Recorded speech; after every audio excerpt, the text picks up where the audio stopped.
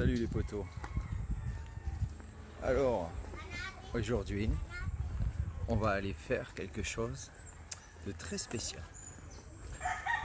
On va aller récolter du miel. Mais pas n'importe quel miel. Du miel des plus petites abeilles du monde.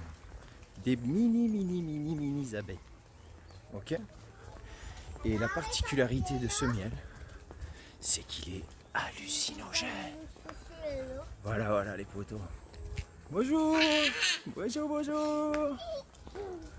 Ok? Alors, je vais chercher mon comparse. Je vais chez lui. Et on va se mettre en route tout de suite. Ok? Allez, on se dit à tout de suite les potos.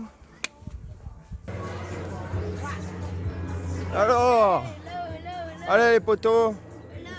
Alors, on est prêt à aller voir les mini-billes? Qu'est-ce que tu fais? C'est du riz soufflé. D'accord. Et toi, comment ça va? Oui? Allez. Attention. T'es prêt mon Daniel?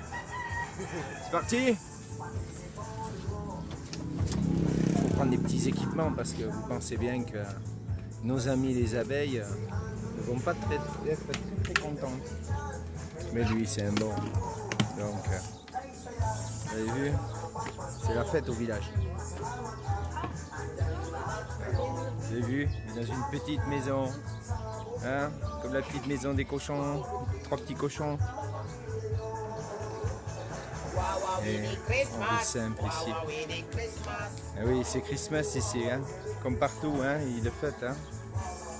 Les Philippins sont très catholiques. Hein? Tout ce qui tourne autour de Jésus. Hein? Il y a beaucoup d'églises différentes. On a aussi des amis musulmans. Hein? Beaucoup aussi, mais qui sont plus sur d'autres îles. Mais il y en a partout. Voilà. Petite mosquée très sympa et tout.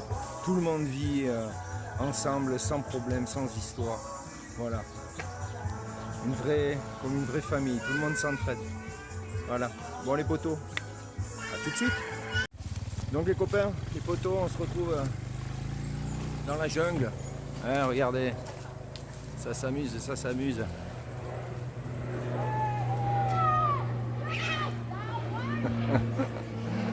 Oui, petit aéroport sur l'île. Donc là, on va aller chercher donc ce fameux miel. Ces mini abeilles qui mesurent à peine 1 mm. Ils sont vraiment des mini abeilles. Regardez ces beaux fruits. L'ami? Voilà. Vous avez vu ça?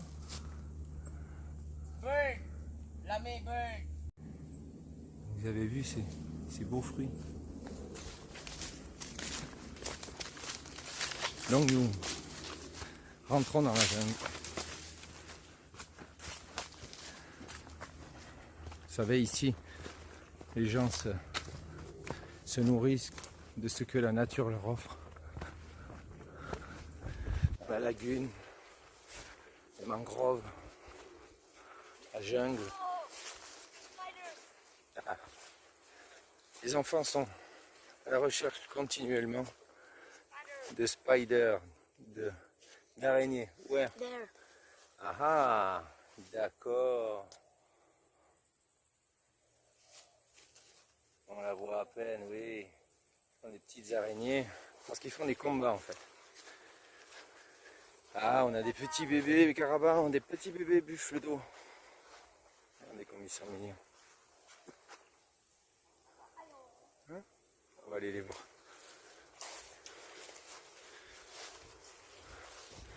Ici, ils élèvent les buffles d'eau parce qu'ils mangent la viande et ils s'en servent aussi pour travailler la terre.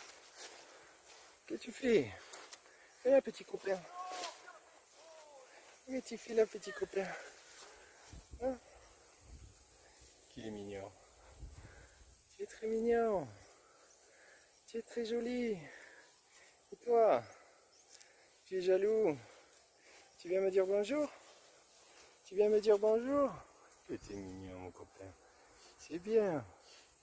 Tu es très gentil. Bon, on va avancer parce que Chambi t'es bien mignon. Mais il faut y aller. Voilà. Allez. On y va.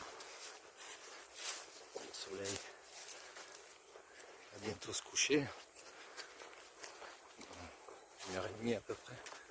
Donc on a juste le temps d'y aller. Tiens, regardez la maman. Non, si, si. Là, la maman. Allez. Oh, la maman.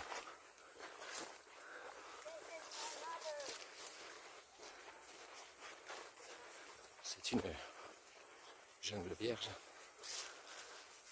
Personne ne fait rentrer des mécaniques à l'intérieur. Protégé. Même couper des arbres. Il faut demander l'autorisation. Voilà. Ah là, on arrive à la rivière. Petit lac, rivière. Là. Petite branche de mangrove aussi. Tout se réunit ici.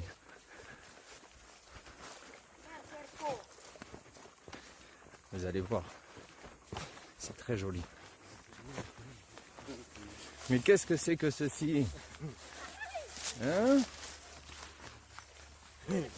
Tu es prêt? Oh là là, mais qu'est-ce que c'est aussi ceci? Vous avez vu ces belles fleurs? Hein? Vous avez vu ça? Et là on a le monster.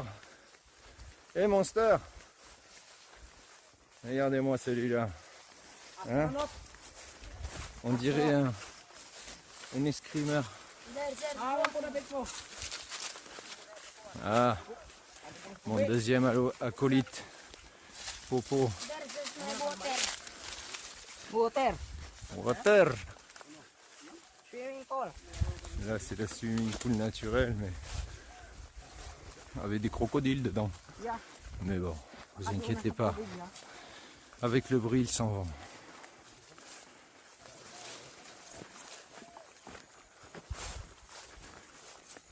Regardez les petites bananes que je vous expliquais.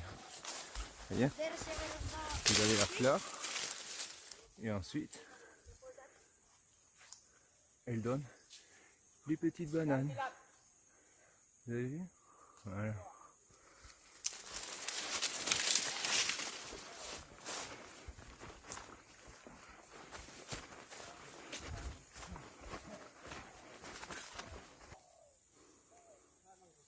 Regardez-moi ces splendides fleurs, feuilles.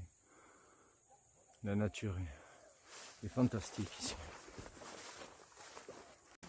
Alors là, on va se prendre quelques mangues. L'ami? Sweet?